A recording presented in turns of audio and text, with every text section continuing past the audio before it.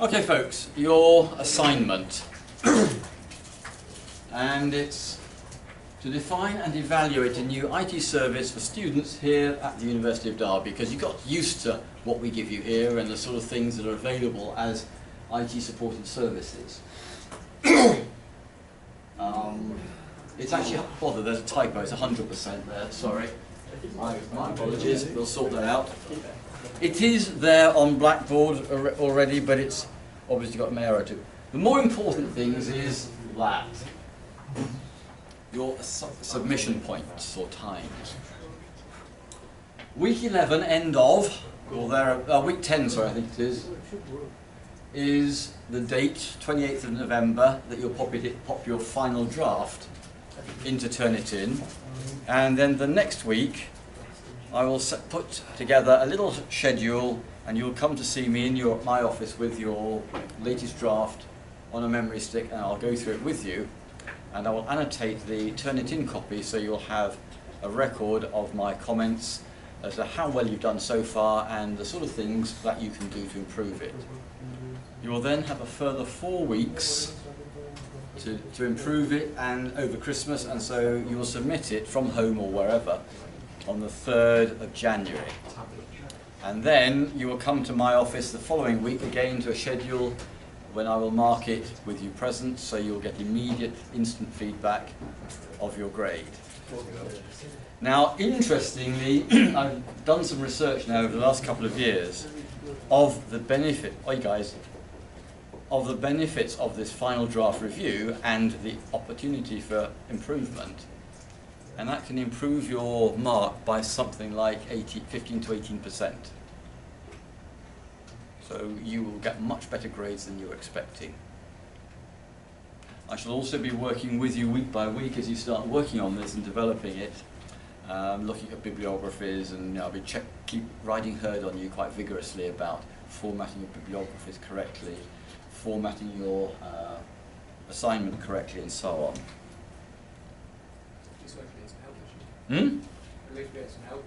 You do indeed get lots of help. So the actual task there is for you to identify something that we either do already do but not very well, or don't do, which could be improve your life, your experience as a student. You'll look for, so first you'll justify why your IT service that you are either creating or changing will be helpful and improve your student experience. The second part is then to look for relevant technologies that might help you deliver this IT service. And then from the ones you've found and evaluated, you'll then identify those which are going to be the ones you actually need, why and because. You will use something which we're going to look at in a week or two's time called the Zachman architecture as a way of looking at the total business architecture that's needed to support this new service or this modified improved service. And the Zachman architecture is not just a wiring diagram of how the servers fit together with things or the software architecture. It's the business architecture, and we'll spend some time looking at it carefully. It allows you to choose some really interesting ways of looking at the service, looking at the technology, looking at the business, looking at your needs. And the final bit, which historically people seem to keep forgetting, and which I tend to catch at the final review, the final draft review, is how are you going to justify or demonstrate that this new service is actually successful? For whom is it successful, and why is it successful, and how can you prove it? What measurements or measures are you going to use? And it'll kind of lead you into what you might be doing next year or the year after with your project, is thinking about how do I find data that supports what I'm trying to prove. So there are those 4 elements. The introduction, then the evaluation of technology, evaluation and implications of architectures and so on, and then the measures of success. And those 4 elements are what's going to be assessed in the marking grid. It will be a 5-page business report using this particular format. You used the IEEE format last year for your article, didn't you, in Introduction to Computer Science? That was a particularly evil one. We're going to now standardise across all of the computing programs and modules as far as possible to this new one, which is much easier to use, the Springer LNCS one, which again is one that I and colleagues use for some of our submissions for conferences and papers and so on. And like always, it will be, like last year, it's 5 pages plus 0 minus 3 or 4 lines. So that's how much you can do. It's worth about, 5 pages is around about 2,700 words before you get to your bibliography, which is as long as is necessary. Pardon? No, the 5 pages excludes the front page, the title page and table of contents, and excludes your bibliography or list of references. And the list of references can be as long as you need. There's no limit on the size. So you can do what really show the quality of your research and the breadth and depth of your research.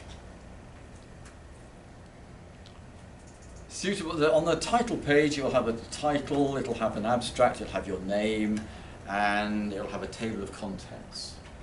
Then, next page will be the introduction,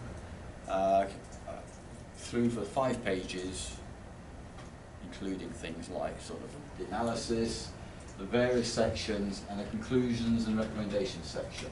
And then, final set, starting on a new page obviously, will be your bibliography, which contains only those sources that you've actually cited. There are no reading lists here. I just want to know those sources you've actually cited. One-word document is fairly obvious. It'd be nice to have your name or number and then the module code. You'll put it in to Turnitin. The first one, the final draft review, I won't store that there in a sense, so it won't get compared with your final submission. But it will show you, and I'll set it up fairly soon so you can start using Turnitin to see how much similarity you are accidentally putting, or deliberately by being naughty, copying and pasting. Detail here of what's happening. I will spend about 10-12 minutes with each of you up in my office, giving you the feedback that you need to improve it. And as I say, submission then, and you will come and see me during exam week. Okay. A new little quirk we're adding this year across the school department is that if there are no citations and no references, then there's an automatic capping to 35%. But of course you don't submit your articles or your reports without citations and references, do you? So it's not a problem, really. Now, the way it's going to be assessed is my usual sort of grid. It's very much like you had for ICS, but different. 4 main areas: your introduction, your benefits, the evaluation of technologies, evaluation of architecture, and measuring success. Each weighted 20%, and then there's that nice little one on presentation where you can get yourself 20% for free just by doing using the right formatting your citations, your bibliography, your references perfectly, using the template perfectly, which is what you're going to have to do next year when you go out on placement. If you're doing the sort of stuff I did as an undergrad apprentice at Rolls-Royce, writing reports or specifications, I had to follow a template, even back in those days. And you will probably have to do something similar next year. And so it's quite good practice to get used to following a template that perfectly. If I and my colleagues don't format our submissions for conferences and academic journal papers, it comes back to us. If we go over the page limit, and for a conference, using the Springer one, it'll probably be 10 pages total, including bibliographies. So if I have 3 pages of bibliographies, I've got to reduce the actual wording. But I want you to actually use 5 pages in that Springer format for your content. So, and it's just a good practice to get used to hitting that word limit or that page limit. So 5 pages plus 0, and if you go over the page number, then you will lose something along the lines of, now where was it? Is it still there? No, it's not in there. It'll be, I think it was 50% I wanted to have there. Sorry, it's still a work in progress at the moment. So there is quite a harsh penalty if you exceed that 5 pages. So is that 5 pages for full content? No, I've said 1 page for title and contents, 5 pages for the written content. You're in that introduction, from the introduction through to the end of the conclusions. And then, new page, hard page break, Control Enter, and that leads to your bibliography or references. And then we have these 4 columns. And as you can see, you've got criticality, knowledge and communication. So these are 3 of the 5 areas that we are looking at in terms of evaluating your performance using some of the university criteria. This one we're looking at knowledge, criticality, evaluation and application. So it's how you apply your knowledge once you've critically evaluated it, and then this is where I want to go. Evaluation of the architectures, again, and we can see just below here the various ways of actually applying that. And then you'll find in the document the 95% band, the 85% band, and so on, like you had with ICS last year. And this shows you how I'm going to be looking at the work you're doing, the sort of quality and context that I'm looking for. So the first column, that context introduction benefits one, we're looking for critical analysis and justification of context. Now, why do I need to mess around with this particular service which is already there, or why do I want something new that isn't there? So there's a lot of analysis of why we need to actually launch this project, to change or create something new. It means that you've got, it also says you've got excellent knowledge of the various perspectives of IT, in terms of IT services, what they're for, the business benefits, the purpose of IT, and so on. So moving across, we then have the technology evaluation. Again, it's expecting you to think of why are these technologies useful? How are they going to contribute to developing this stunning new service for you guys to get benefits? Architecturally, again, how do things like the Zachman architecture help you understand what's required and then project manage it to actually deliver it? Because Zachman tells you all sorts of things like that. And then the final one that you're aiming for is, what are the ways of measuring project success? Is it just money? Is it just time scale? What else is important in terms of deciding after the event, at the time you do, say, your post-implementation audit, yeah, it was a success because these criteria, and you will be researching to find out relevant criteria. And if you just come back to me with the usual on time to budget and provided all the functionality, which is a Standish Group way of categorizing it, I will say, okay, that's kind of basic. Let's think about what other things do we need to know to say it really was a success. And we'll come back all the time to stakeholders as examples of who needs to know what to be sure that it's actually done the right thing. It's actually delivered real benefits to those who need to. And then you'll find all the way down the different bands and how to work out where you're aiming at or where you're getting your writing to.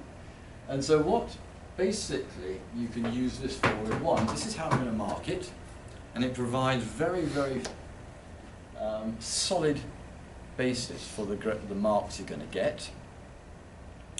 It allows you to know how well you are working at any given time, because as you write a section of your report, you can always critique it against these and say, I've now got 65 or I've got 75. Don't worry about in between, because that's the mark you get, 75 or 85 or 95. The other thing that you can do is to use the 95% band, the top band, to actually think about assessing your ideas for a new service in terms of this particular report, this assignment. Because it may be a fairly trivial idea that you start off with that actually cannot provide you with the opportunity to get this level and depth of knowledge, this level and depth of analysis. And so you can use this in a reverse engineering mode to say, this idea is not very good, but another idea, I could, at least there's a possibility of getting enough sources, enough resources, using enough technologies, use enough areas of architecture, so that, and has enough potential for enough different sorts of measures that it's worthwhile pursuing that one, because that at least gives you the opportunity to get here. And then it may be that you don't actually follow up too well and you get down here somewhere, but you want an idea, an IT service that's good enough, rich enough in ideas and perspectives to get up here. So that's kind of going to be very useful, to use that to help you choose your service. And then the other way around later on, with your final draft review, with your final submission marking, I'll be using those. So you've got until the end of week 10 to do the basic work and get it polished as much as you can, which is probably what you would normally have submitted. I will treat that as a formal draft review, give you the feedback, send you away for another 4 weeks over Christmas so you can improve it. And like I say, it will be worth probably, on average, somewhere between 15 and 18% improvement in your grade.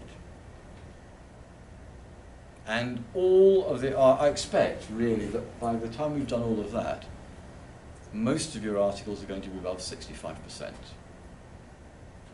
That means they will all be included in the e-book for ITSM. So you then will have it published out there with an ISSN number that you can then refer to in your CV and so on. And one of you, I don't know who yet, is going to volunteer to do the editing of those successful ones into this e-book. And whoever does that gets the bragging rights in their CV as well for doing an e-book editing. Any questions, guys? Is this going to be on Blackboard? In a couple of 3 minutes, when I've edited the last little sort of errors that I haven't ironed out yet. It will be available for you to use very, very quickly. Okay, guys, anything else? What I'm expecting, by the way, is that you will start working on this almost immediately, and from next week onwards you can actually start applying the theory that you're picking up in the sort of seminar section to actually work on parts of your assignment in the workshop section, so that you can then bounce ideas off me each week as you select your service, and then as you select your technologies. I will be here to help you choose the very best technologies, the very best services, and apply all these frameworks and theories into your assignment week by week. And then we'll see how good you can get. And it kind of reflects the sort of things that you will find when you get out into the big wide world with your jobs. Because if you get a good job with a good supervisor, he'll be doing, or she will be doing, the same sort of thing as I'm going to be doing with you for the next 10 weeks. So it's going to be very, very similar to the real world, that you can bounce ideas off your supervisor, you bounce your ideas off me. Really, really, hopefully, good experience that is equivalent to what you're going to do in a year's time, and then in 2 years' time, or 3 years' time. Okay, guys? So carry on. Keep researching. We'll have a little discussion in a little bit.